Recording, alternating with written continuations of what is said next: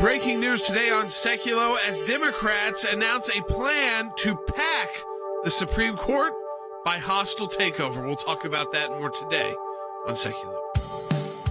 Live from Washington, D.C., Sekulow Live. The Republicans stole 2 seats on the Supreme Court, and now it is up to us to repair that damage. Phone lines are open for your questions right now. Call 1-800-684-3110. This should scare every single American, regardless of where you stand politically. And now, your host, Jordan Sekulow.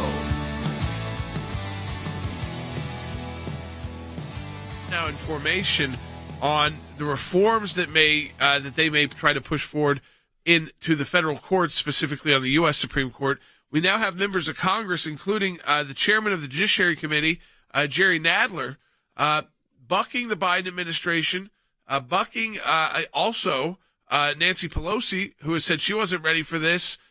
Dick Durbin also said not ready for this. But moving forward, they're in front of the Supreme Court right now, speaking out. They're putting forward. They've actually got the legislation. Yep. I've got it in my hands right here. It's 2 pages. It's to add 4 justices to the Supreme Court. All 4 will be selected by, if they got their way, by Joe Biden. They acknowledge that they would have to do away with the filibuster to do this. To me, this is the first test run on packing the court. And again, they're looking at packing it with 4 justices, all chosen at the same time by Joe Biden, acknowledging that they would do away with the filibuster. And I think there is support for this. Slim, because the Democrat majority is slim in the House, but the Democrats that are there are the most left. If they could keep it together, if they could get the Democrats could stay together, they could get it through the House. Now, they also are using this as a double-edged sword here. Not only are they doing what Wes Smith has called a hostile takeover of the U.S. government by packing the Supreme Court, because that affects all branches of government, but you also have at the same time, and I think this is fundamentally important, they know that they'd have to do away with the legislative filibuster in order to do this. Now, they just put I think it was just Monday or Tuesday of this week that we discussed the commission being formed that was supposed to look at the whole Supreme Court issue. And of course, we didn't like the language of the charter of the commission was problematic to begin with. But now, Andy, you've got them before the commission is even, the ink is dry on their commissions. You've got House Democrats and Senate Democrats introducing let me just read it. It says that it'll amend U.S. Code Title 28, and says a Chief Justice of the United States and 8 justices will be replaced by a Chief Justice of the United States and 12 Associate Justices. They call it the Judiciary Reform Act of 2021, Judiciary Act of 2021. Well, they've already made up their mind, haven't they, Jay? What's the purpose of having a commission if you've made up your mind that you're already going to expand the Supreme Court to 13 justices? And that's exactly what has happened here. The commission seems to be redundant. There's no need to have a commission if you've already decided that you're going to expand the court by adding 4 justices.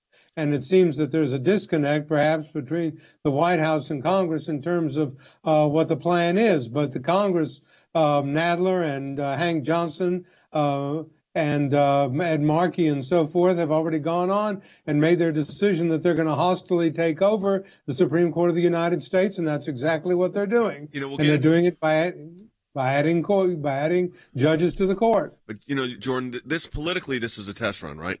Absolutely, it's a test run. So Joe Biden doesn't have to support it. Nancy Pelosi doesn't have to support it. Chuck Schumer, Dick Durbin, they don't have to support it, but they get to see kind of how many people in the House, how many members of the House will already be on board with this, how many in the Senate are on board with this, and this idea of 4. So they're putting forward a specific idea too, not just we need to do this, but they're actually saying what the number should be, how they want it chosen. They want, of course, chosen by President Biden. All 4. This would be a hostile takeover. So what Nancy Pelosi will do is say, well, what's the reaction like in my caucus? And same with Chuck Schumer.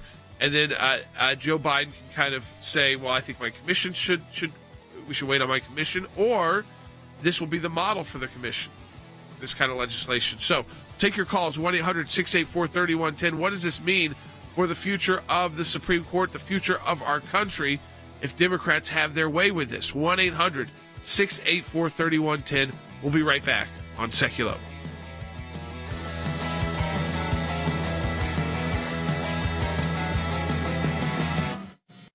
Congressional Democrats taking a first step into a political firestorm over the Supreme Court, planning to introduce a bill to expand the court from 9 justices to 13. Progressive Democrats say this is absolutely necessary to restore the balance of the Supreme Court. Republicans, though, already firing back, calling this an overreach. Joe Biden in the past was opposed to this. Those Democrats in the Supreme Court were opposed to this. Because what this simply does is it's about control. It's overtaking a branch of government simply to have your control over a nation.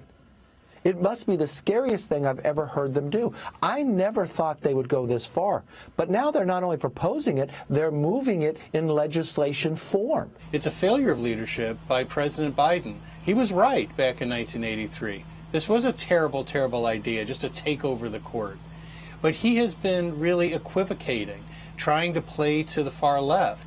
And this is the result. Things that the Biden administration wants to do through executive orders on guns, the things that they've already done on illegal immigration, the things they're trying to get through the House like H.R. 1 that clearly violates Article 1, Section 4 of the U.S. Constitution. They know that their one stopping point to getting all of this stuff done is the U.S. Supreme Court. Really, over the past 40 years, the Supreme Court has been a bastion of freedom. The Supreme Court of the United States, sometimes by divided vote, to be sure, stands up for religious liberty. And so it is one of the bulwarks of protection that we have in this land of the free. It's another reason why people of faith need to be rallying around the Supreme Court structure and saying this is just unacceptable. This is really a test of principle for Democratic members.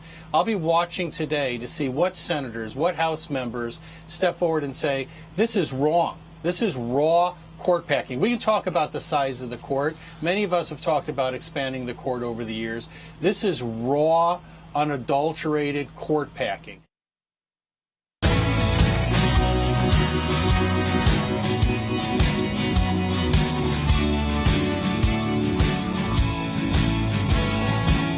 know, it's interesting that what we're looking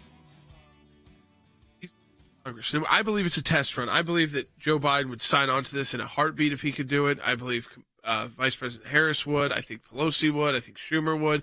But they got to see the votes. They got to get the American people's reaction. So their initial reaction from leadership, top leadership, is I don't necessarily support this action. That's what we're seeing from Pelosi. But when you went to Dick Durbin, it was not right now. It wasn't, I don't ever support this. So this is the guys you put out to test it. You put out the chairman of the Judiciary Committee, Jerry Nadler. He needs to move to the left. Put out people like Hank Johnson in Georgia. Georgia's getting a lot of attention right now in voting issues and issues like that. So it makes sense to put him forward. He's also vice chair of a committee on the courts in the country. And they're trying to explain to the American people in a fairly backhanded way, hey, we can do this whenever we want. That's how the Constitution's written. That's true, except for it hasn't been tried. It has not been tried since FDR. That's the last time it was tried, and it failed.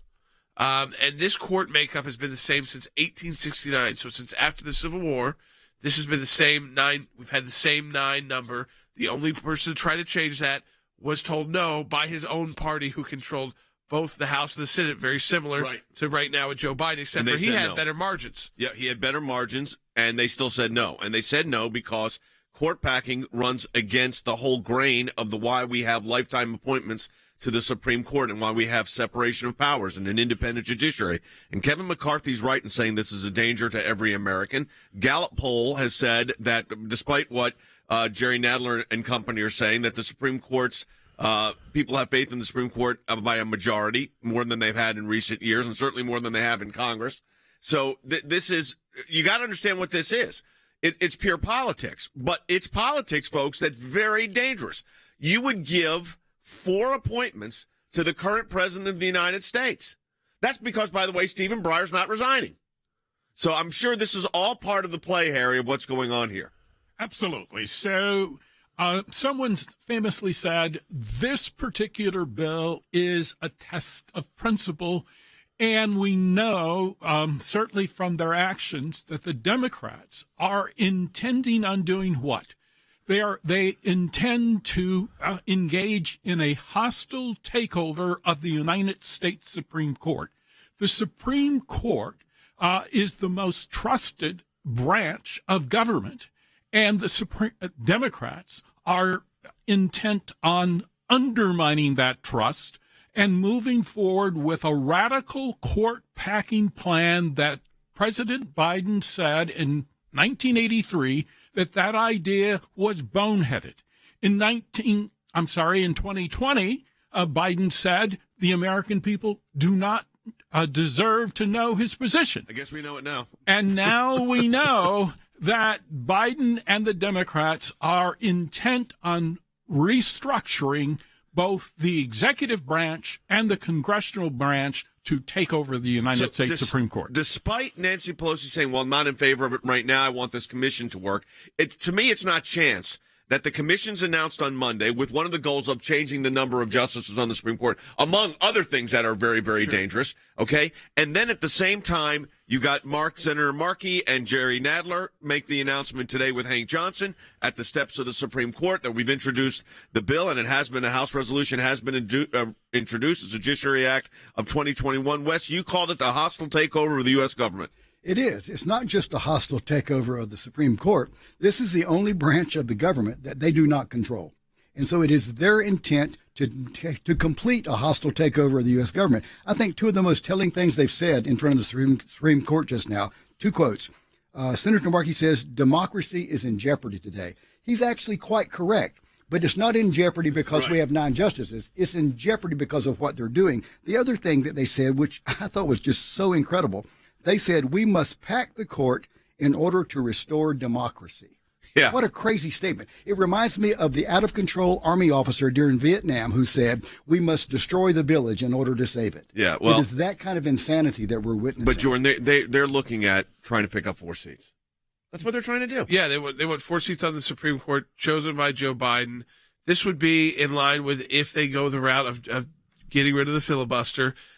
Which is part of this. This is a move to the midterms. It's trying to make a modern issue. Usually the party, when you're the president and you've got the House and the Senate, you lose those branches.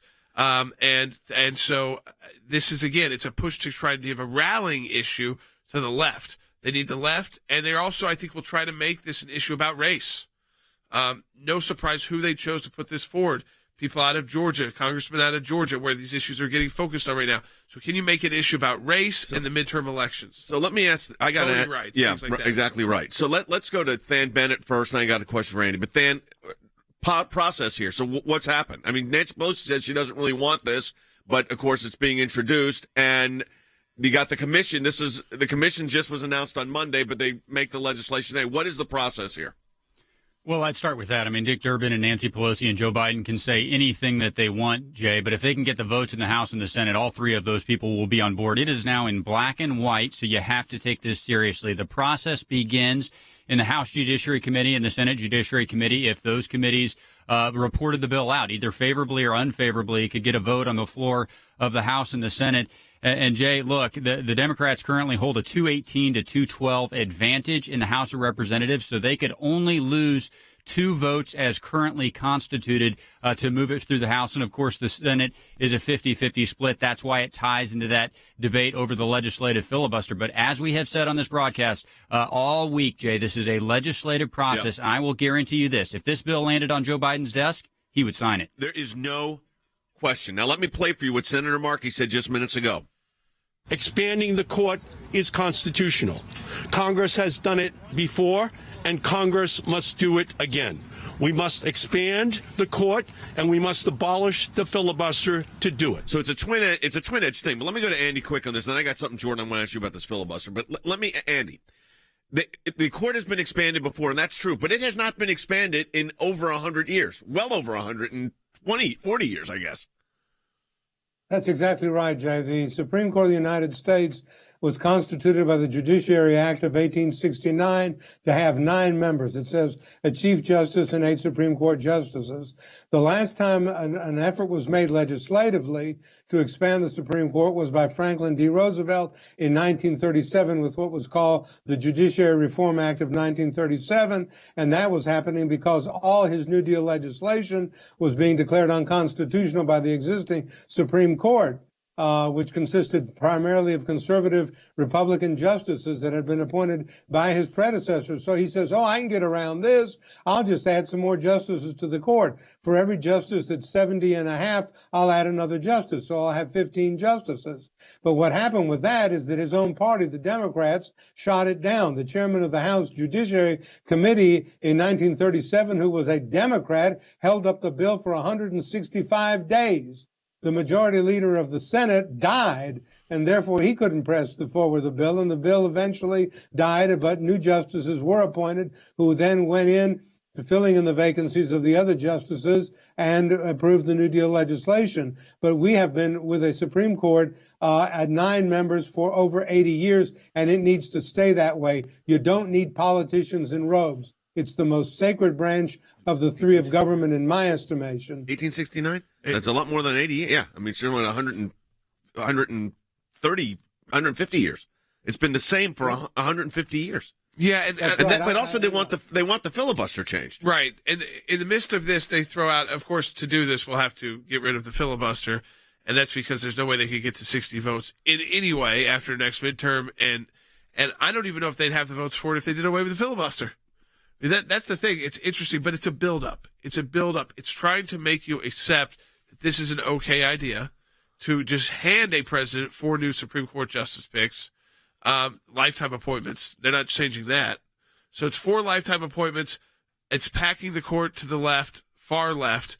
And again, I have to just underscore this. This is the test. If this test fails miserably, I don't think Joe Biden wants to die on this hill politically.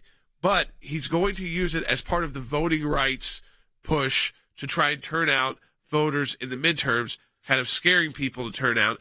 And this is going to be part of it. So this is just day one of what is probably a multi-year strategy. Well, it's not multi-year, a year and a half strategy. Get to the midterms and try to actually hold on to the House and Senate. Yeah, so this is what you got. So the political play on this is pretty clear. Let's talk about what we need to do here. So I think 9 is the number. So does the late Justice Ginsburg. So does Justice Breyer. 9 has served the country well. Doesn't mean you win every case. We did. We don't. You win a lot of them. You lose some. That's just the way it is. But that's how checks and balances work in government. They want to undo that. It is a hostile takeover of the government. You want to fight a hostile takeover of the government? Support the work of the ACLJ. So our team on Capitol Hill right now, on top of this, and bring it to your home in this broadcast today with deep analysis. Support the work of the ACLJ, especially in this matching challenge campaign, as we fight back now on a hostile takeover of the U.S. government. Remember, you have throughout the month of April to make this donation. Your donation will be matched. We have a group of donors that will match every donation through the month of April. So March important, April so important also to the ACLJ. Donate today. We'll be right back with Secretary Pompeo. Like old numbers. An executive order issued by President Joe Biden prompts some strong reaction tonight. Republicans are worried it's part of the Democrats' plan to reshape the Supreme Court, which currently has a conservative majority. It was a bonehead idea. It was a terrible, terrible mistake to make. He said he thought that court packing was a bonehead idea when FDR tried it. So why ask a panel now to go and see if it is a good idea? Well, first, the panel is being asked to take a number of steps, including the pros and cons on exactly that issue. Essentially, what Joe Biden is attempting to do is to dissolve the notion that there are 3 co-equal branches of government. Instead, he wants essentially absolute power. The purpose of this commission, in my view, from a political perspective, is to convince all 50 members of the United States Senate, because that's the biggest hurdle they have. What is the executive doing, telling the judiciary how to run its operations? This would make the Supreme Court more like Congress. Do you think the American people want the Supreme Court to be more like Congress? No. I don't think there's a chance they do. The idea of packing the court with justices who hold your political views and who don't do what the Constitution says is what court packing means. What I'm trying to do is to make those whose initial instincts may favor important structural change or other similar institutional changes, such as forms of court packing, think long and hard before they embody those changes in law. This constitutes an attempt by the executive branch to make the Supreme Court, in particular, a secondary branch. Imagine the Supreme Court creating a commission to examine executive power. Guess what? We oppose it. Shocking development. Breaking news alert.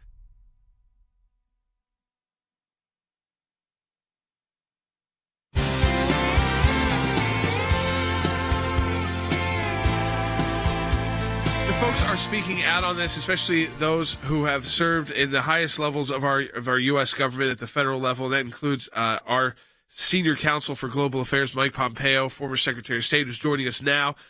Secretary Pompeo, I want to go right to you on this because you've been outspoken about it. It sounds like to me that you put forward these 4 or 5 members of Congress to kind of throw the test out there about what they'd like to do with court packing. 4 new justices, all appointed by Joe Biden. Get rid of the filibuster. And as you point out in some of your tweets, it always will, to me, I think it'll turn on 2 things as they test this. One is we have to do this to protect the voting rights, so they're going to try to make it a race issue. And second, it will be an issue on abortion, as always. Jordan, 9. It works. It's constitutional. It reflects a central understanding about how the Constitution works and checks and balances. Your point's exactly right.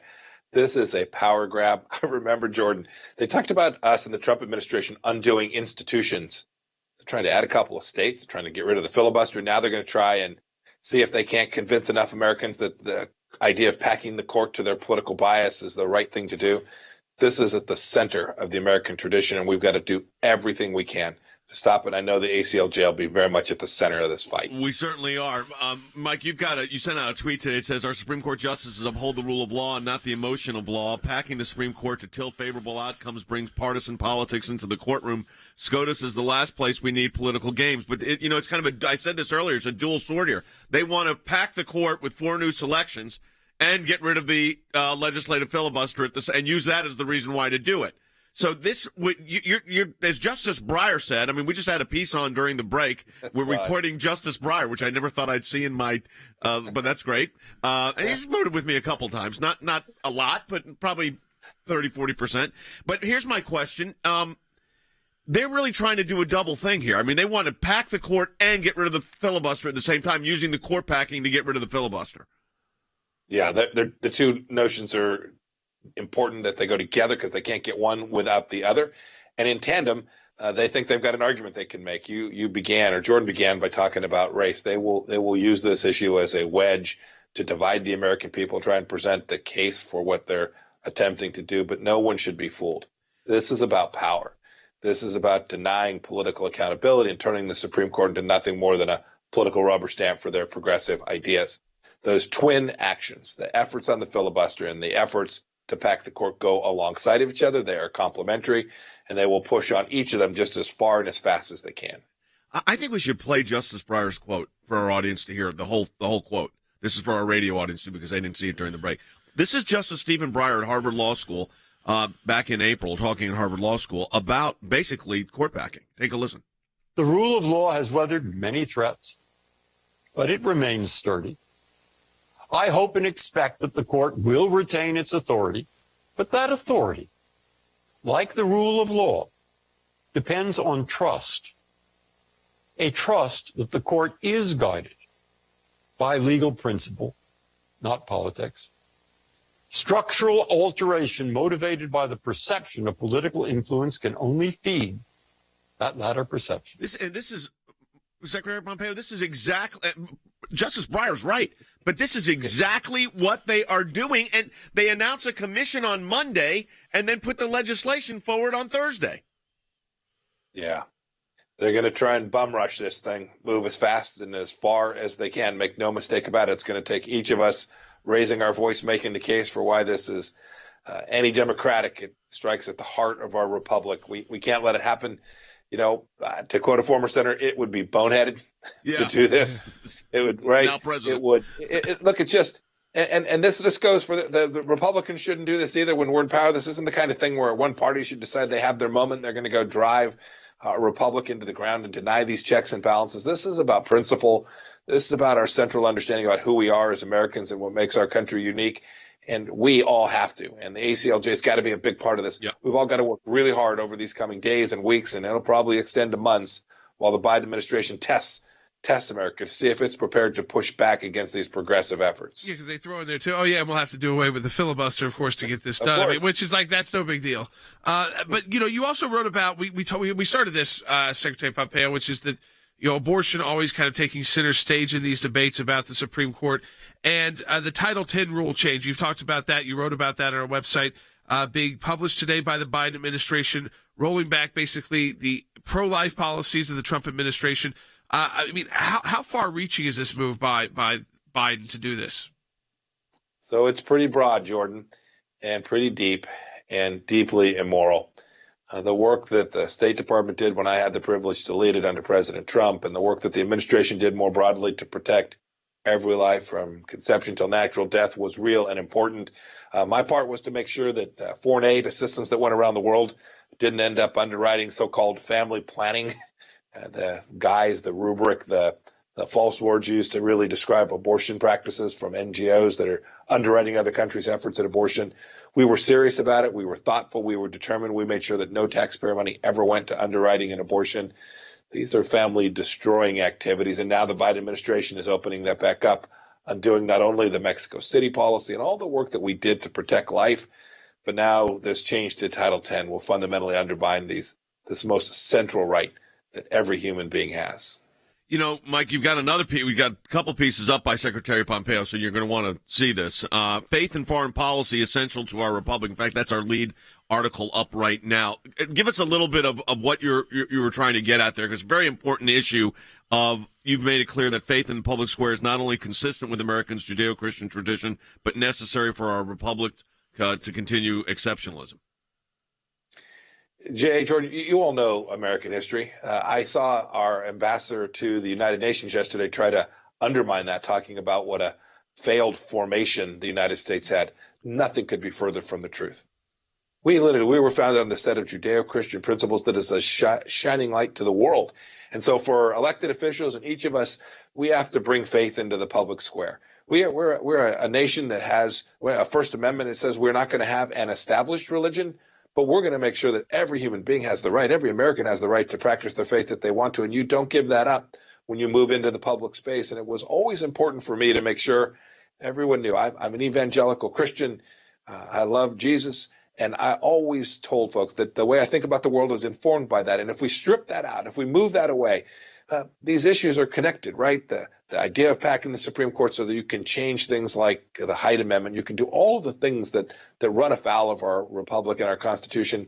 These are things we can't permit. And it's why I'm so excited to be part of this organization that works so hard and files amicus briefs on Title X issues and all the things that truly matter and can change the way this administration is restricted. That new piece is just published these last couple hours, called Faith and Foreign Policy. This is very unique to have from a former Secretary of State. Faith and Foreign Policy, Essential for Our Republic, by Mike Pompeo, again, a senior counsel for global affairs at ACLJ. You'll only find that at aclj.org, so check that out today. As always, Secretary Pompeo, great to have you as part of the team. Thanks for joining us today. Thanks, Jay. So long. Okay. All right, folks, we want you to support the work of the American Center for Law and Justice. We've got a matching challenge right now. It's how we can bring people like Pompeo onto the team. And think about this piece that he wrote, Faith and Foreign Policy. As a former Secretary of State writing about the role of faith and foreign policy. Not just someone in academia, but someone who has done the job as the nation's top diplomat. We've been able to assemble this team because of your tremendous financial support of the ACLJ. Double the impact of your donation today, the entire month of April, by donating online, being part of our matching challenge at aclj.org. We'll be back, second half hour coming up. Here's what I want to say to our ACLJ members, or for those of you that enjoy watching this broadcast. Whether it is going after the deep state, whether it is litigation that we're engaged in, whether it is defending the persecuted church and getting individuals out of prison because of their faith in other countries, whether it's training lawyers to fight for religious liberty, not just here in the United States, but around the globe. Whether it is producing a daily, 5 days a week, 1 hour live television and radio broadcast heard on thousands of radio stations, on TV platforms, on social media platforms. Your support of the ACLJ enables us to do all of this. We want to encourage you to support the work of the ACLJ. And when you do that, you're supporting our production teams, our videos, whether it's that kind of production and other things that we are working on. The ACLJ is front and center on this. We're in a matching challenge campaign. Any amount you donate, we get a matching gift for. Go to ACLJ.org. Live from Washington, D.C., Sekulow Live. And now, your host, Jordan Sekulow. So some conflicting messaging coming out of Nancy Pelosi. So she said she does not agree yet with this legislation, which has been introduced by Jerry Nadler and Senator Markey and others this morning by the steps of the Supreme Court to add 4 new justices to the court.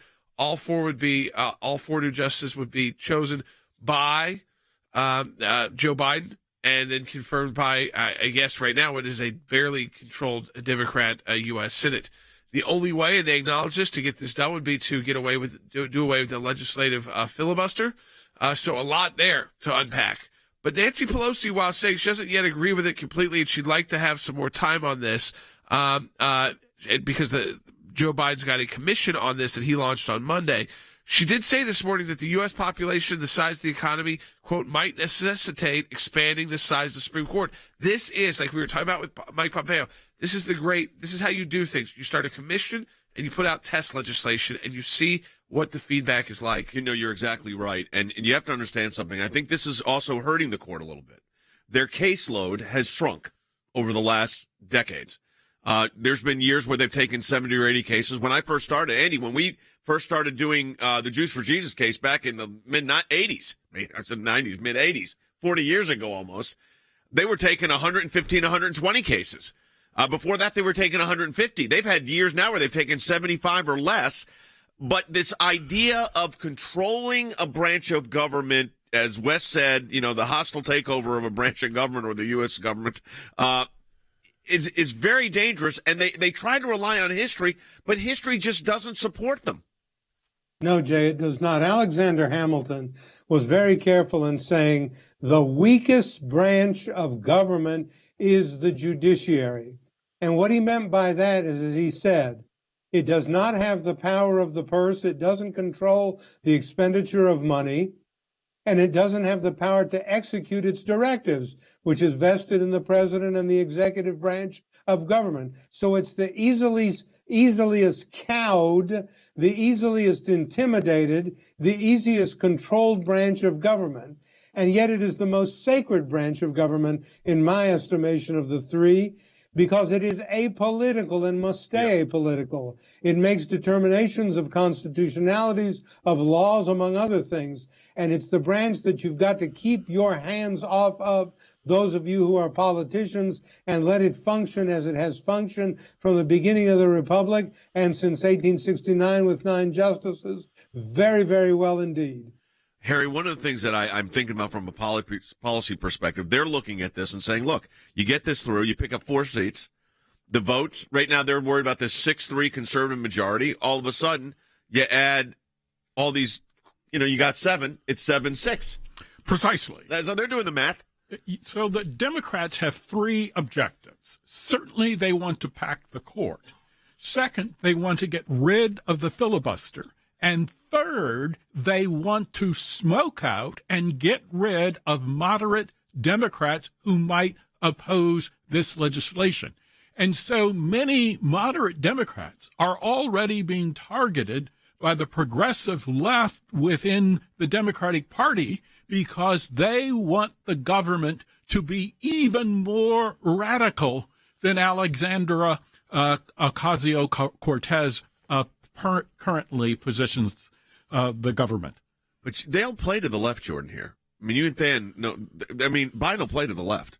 Oh, absolutely. This is a move to play to the left. So I think that this idea that Nancy Pelosi came out and said, I don't support this yet, makes sense because she wants to see how it all comes together. But there's no way this happened without her at least getting the green light. She didn't say, Jerry Nadler, chair of the Judiciary Committee, if you do this, I'm going to yank you as chair of the Judiciary Committee, which you could. Right. So this is to allow it. You allow the kind of conversation to begin. You put the radicals out first. Oh, wow, they're shocking. And they'll come back with something maybe a little less shocking. Maybe it's 3.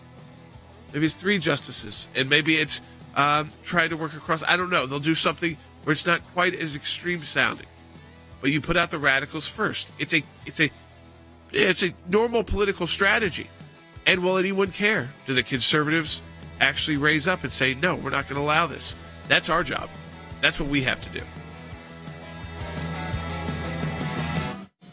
For 30 years, the American Center for Law and Justice has been dedicated to protecting your religious and constitutional freedoms. Because of you, we've seen great success in the courts and Congress concerning the issues that matter most to you and your families. ACLJ Chief Counsel Jay Sekulow. Our decades-long commitment to the Constitution and the rule of law is at the center of everything we do. The bottom line, our work could not take place without your generous support. It's a critical time for our nation and our world. With so many challenges facing our country, the work of the American Center for Law and Justice has never been more important. There's no better way to support the ACLJ than through online giving. We truly appreciate your financial support. Without it, it would be impossible to do our work here and around the globe. And the best way to support our work is to make your financial gifts online at aclj.org. Donating online is safe and secure, and an online gift at aclj.org can be put to work immediately, enabling the ACLJ to continue the battle against abortion giant Planned Parenthood. These are our young people in their 20s and 30s that are doing this, are fighting for life at a whole new level to beat back the abortion juggernaut. We've got a whole group of young lawyers that are defending them. To protect Christians facing persecution. Release of Andrew Brunson. He is the American evangelical from North Carolina, held in Turkey for more than 2 years. We're grateful to ACLJ who put it out to these people, they were getting all this out. I'm thankful, I'm grateful, and actually I'm astounded. To stand up for our good friend Israel. To work to uncover the corrupt deep state in Washington, and so much more. Take part in our matching challenge today. You can make a difference in the work we do. Give a gift today online at aclj.org.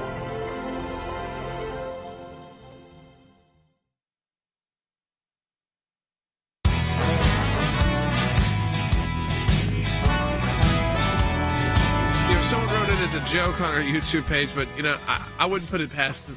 It's kind of where we live in now. So Tony wrote in, is this also going to be part of the, quote, infrastructure bill? Well, I mean, when there's social infrastructure and there's infrastructure that has nothing to do with building anything or repairing anything, why wouldn't it be? Oh, we need this extra Supreme Court justice so that we can force your states to comply with, for instance, the case we're involved in. They're probably worried about, well, what if the Supreme Court ultimately says that Ohio can lower their taxes and receive the stimulus money? Well, that wouldn't be the case if you added 4 justices right now from Joe Biden. Exactly right. And that's why that brief that we filed in that case is so essential. And we represent, I think, almost 80 members of the United States Congress. But I think, I want to go to Wes quickly and then take this call from Amy. Oh, they did call it infrastructure. They did? Yes. Let me go to stand back. Yeah. So Congressman Jones said this was infrastructure. Congressman Mondaire Jones, Jordan, who's one of the co-sponsors of this, when asked about this bill, he said the Supreme Court is infrastructure. Jordan, we need to take him at his word. They may try to slip it in a reconciliation bill for infrastructure. This is... How would the parliamentarian allow that, then? I mean, a change to the Supreme Court over infrastructure, a reconciliation. I mean, that would, I would think, the parliamentarian would step up and say that doesn't make sense. But who knows, that with the way that they're defining infrastructure. Jordan, the parliamentarians shouldn't allow it. It clearly runs afoul of the Byrd rule. It is not budgetary in nature, so I would think that it would get stricken. But I will tell you, the ruling that the parliamentarian made a couple of weeks ago, allowing them to amend budget resolutions in order to get an additional crack at it, don't take anything for granted here, Jordan. That's what I would say. Of course, part of it is budgetary because it's economics. I mean, it's dollars that are going to be expended. Wes, your sense of where this goes. What do you think this is? Harry mentioned that they have 3 objectives. I think these gentlemen and leftists in Congress writ large also have 3 points of reference, and that is our nation is defective, Our Constitution is defective. This is their view, right? And their view. And our system of checks and balances is defective. They do not like checks and balances, or they wouldn't be trying to do this. And basically, they're trying to reshape and fundamentally change the Supreme Court of the United States based on the fact that it's a short-term plan for what amounts to instant gratification politically. You think they would have learned their lesson when they eliminated the filibuster for judicial appointments, and they wouldn't be doing this, but they didn't learn. And they're trying, just because of pure politics and instant gratification, they're willing to go ahead and change the Supreme Court. But they did not change on the judicial filibuster, so they're not afraid to change filibuster rules. Andy, but I was thinking about this. You know, if you look at it, we talked about it historically, but let's look at it right now. The impact of adding 4 justices on the Supreme Court on issues like religious liberty, or issues like Jordan mentioned, the infrastructure bill where you can't lower taxes. A state is being told they cannot. I mean, this would have dramatic impact on everyday citizens' lives. Well, it absolutely does, because it changes the balance of judicial ideology so radically in the Supreme Court of the United States.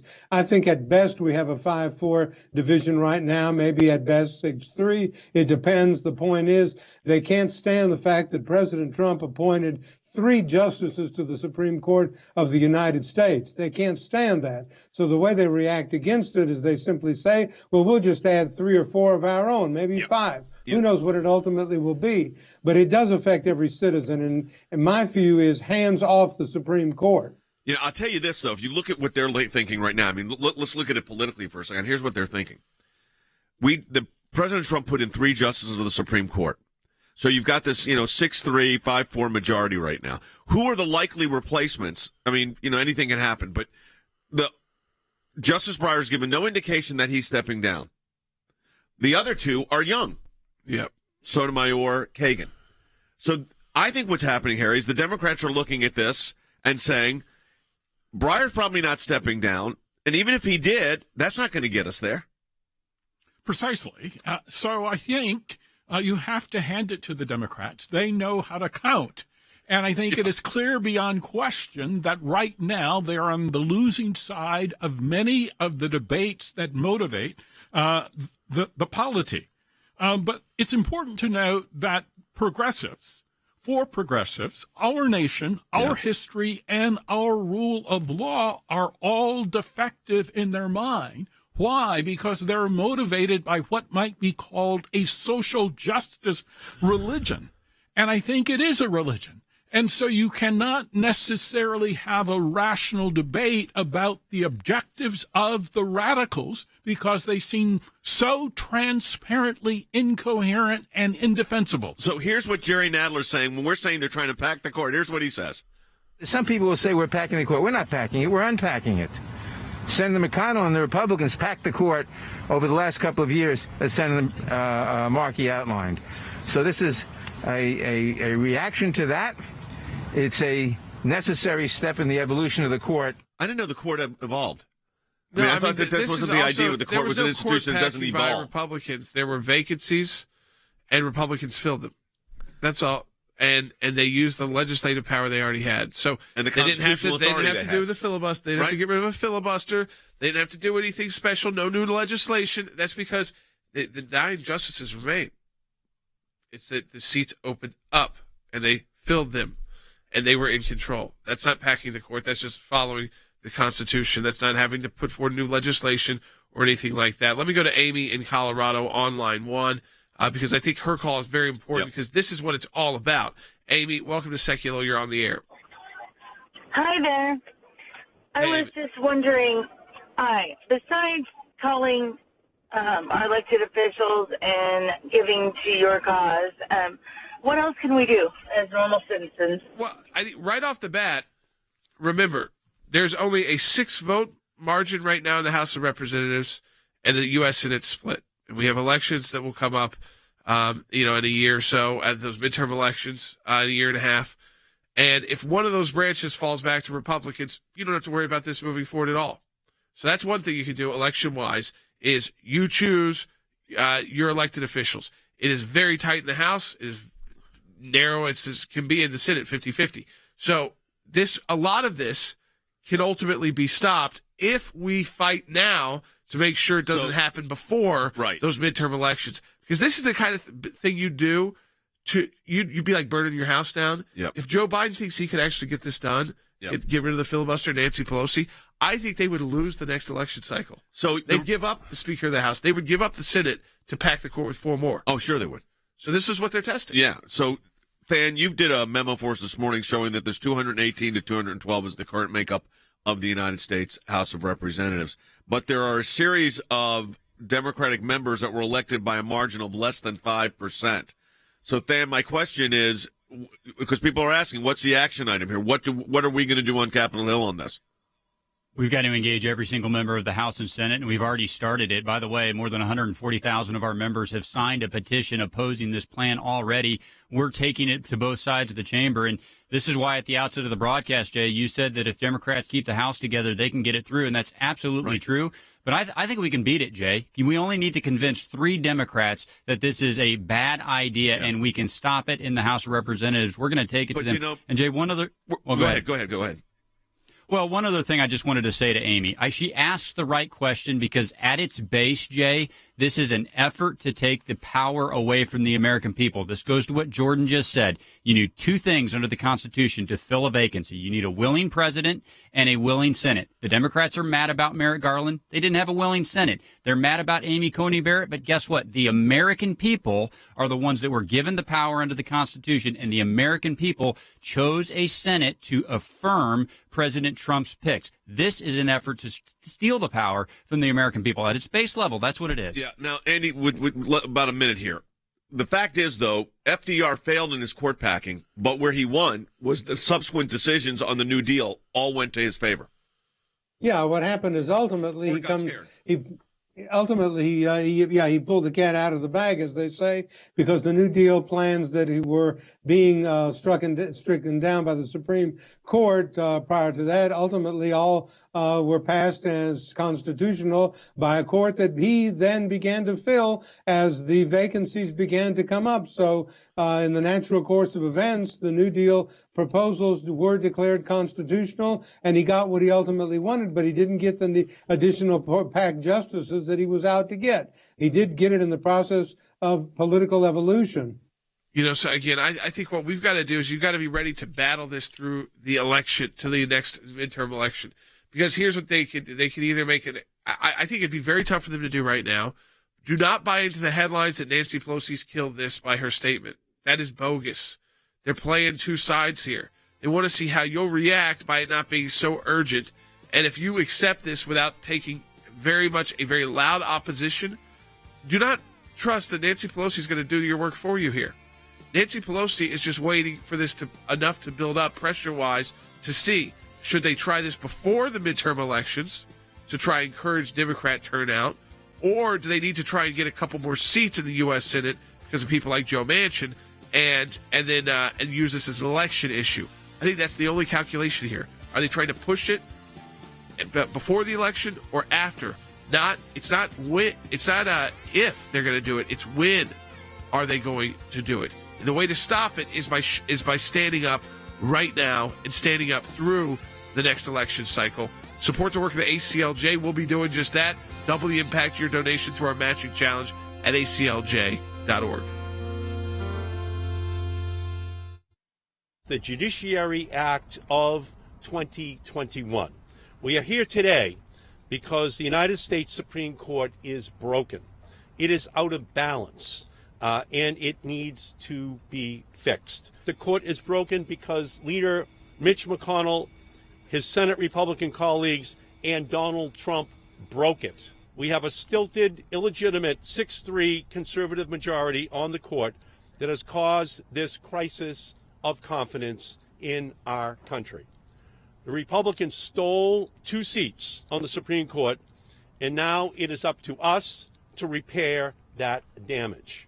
Our democracy is in jeopardy today because the Supreme Court's standing is sorely damaged. We undo the damage that the Republicans have done by restoring balance, and we do it by adding 4 seats to the court to create a 13-member Supreme Court. We must expand the court, and we must abolish the filibuster to do it. the maneuvers of Senator McConnell and the Republicans delegitimizing the Supreme Court is obviously true. There's no justification. There can be no justification for what they did.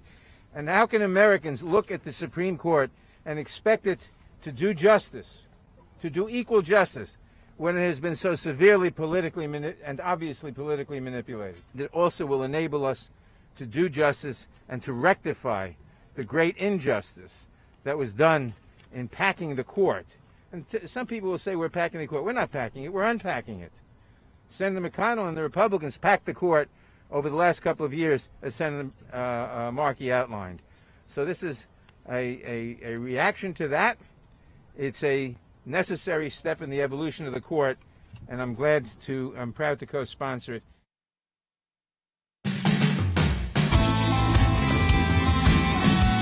Remember, take more of your phone calls, 1-800-684-3110. That's 1-800-684-3110 if you want to talk to us on air in this final segment of the broadcast. Patricia calling from California. Patricia, thanks for holding on. You're on the air. Thank you, Jay, for taking my call. I'm just going to step outside here a second. I am an evangelical Christian, and I support the things that you do, and I appreciate you. I was wondering if the Democrats are successful in packing the court and eliminating the filibuster, wouldn't that be one more step towards socialism, which is what they want ultimately anyway? Well, I think, listen, it's towards control. So if socialism in your definition is control, and that more of their left-leaning policies get green-lighted by the court when they're challenged, then yes, this would be a way to ensure, in the short term, decades speaking, because, I mean, you get 4 new justices on the Supreme Court, they're on there for decades, so it's not like it's short term, like a couple of years. So this would be a kind of a rubber stamp court, in their view, of their most challengeable legal legislation that they pass, policies they put forward, and they assume that by adding these 4 with those that are already there, that they're going to have a rubber stamp. But they also are saying in their commission, let's not forget about the commission, Andy. The commission doesn't just say numbers of justices. The commission says the way cases are selected, and there are procedures for how cases are heard. So it is a reshaping of the federal judiciary. That is what they're looking at. You know, Jordan, you said earlier, I'm surprised they haven't just gone through a massive judiciary reform bill, but which probably ultimately is going to come. But if you look at what they're saying in the commission, it goes much further than just a couple of justices. Oh, it really does, Jay. I mean, it really does. It talks about such things as the advice and consent process, which is embedded in our Constitution. It talks about that should scare you right off. It also talks about things like, as you said, the way justices select the cases. Now we have a rule of 4. 4 justices can decide to pick a case to hear, and that's what it is. Well, now the Supreme Court, the commission set up by Biden is going to make a determination, or is going to inquire into how the justices go about selecting the cases they're going to hear. What businesses is it of the executive branch of government to do that? My position is, and our position is, it is not your business to inquire into how the justices select their cases, nor how they vote, nor what their ideology is. The justices are selected by the president through the advice and consent of the Senate. That is the constitutional procedure, and that's the one that should be left in place. Let me play what Andy McCarthy, our friend, constitutional lawyer, said on Fox News. This is important. I want to get Harry to comment on that. Take a listen. They think they can intimidate the Supreme Court into the way they choose which cases to decide, and in the way they decide the cases that are before them, whether they unexpectedly give the left wins that you wouldn't figure they'd get, or in cases where conservatives win, the decisions become so narrow that they're of little precedential use. So there's a lot of mischief here. So while this legislation, Harry, talks about just it's not just, I mean, adding these new justices to the Supreme Court, which to give them a majority. The fact of the matter is, to move it to 13, the fact of the matter is the commission is looking at things much further, including how cases are accepted. And that's a big deal. Absolutely. So one of the proposals that academics have talked about is to remove the Supreme Court's power to look at certain types of legislation. Yep. So, for instance, legislation having to do with voting rights. The Democrats, they would like to expand voting rights to allow illegals, for instance, to vote in some cases. My wife and I, we've lived in England. We had the right to vote there, even though we were not citizens in local elections. And so I think the Democrats would like to move in that particular direction here.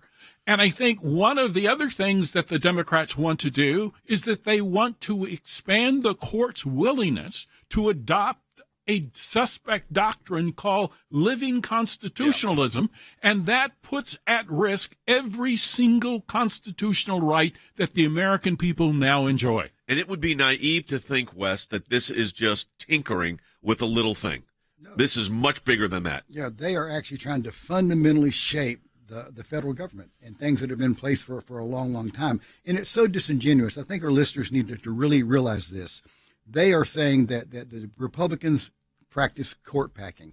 All they did, a president used his constitutional powers to fill 3 vacancies on the Supreme Court.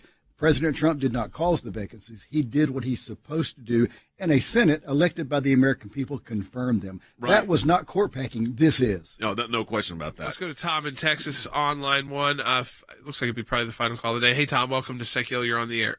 Thank you.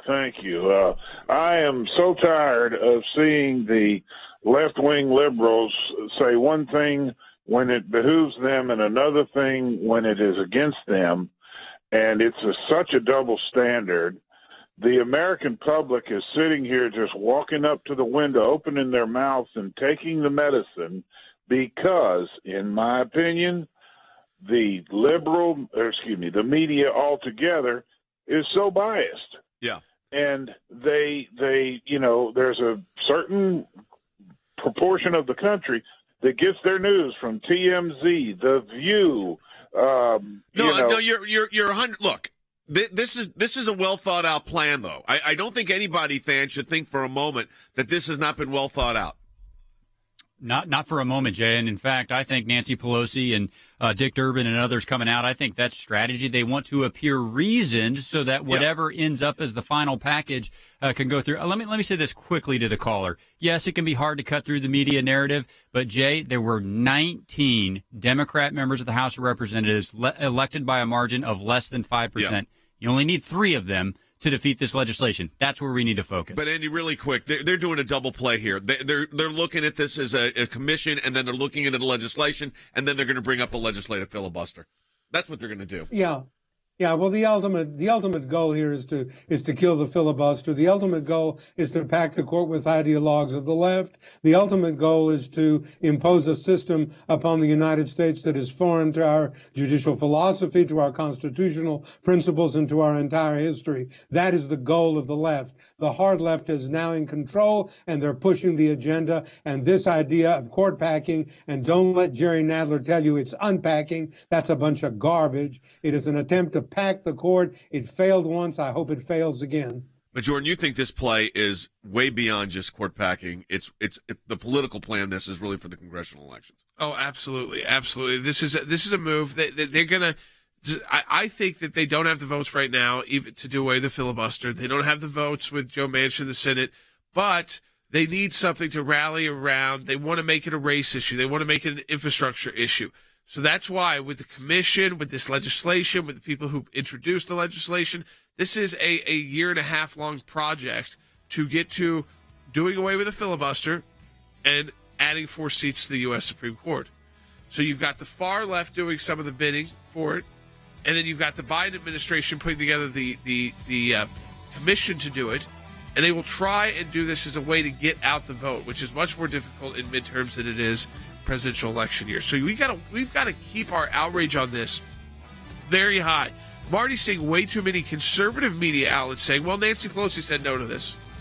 That's a scam move. That's to distract you and to say, oh, this isn't ever going to happen. She knows they don't have the votes right now. She's letting others take this and see how far they can go with this into the election cycle. If they had the votes, they'd be doing it. They're telling us what they would do. Support the work of the ACLJ. Donate online, aclj.org. Talk to you tomorrow.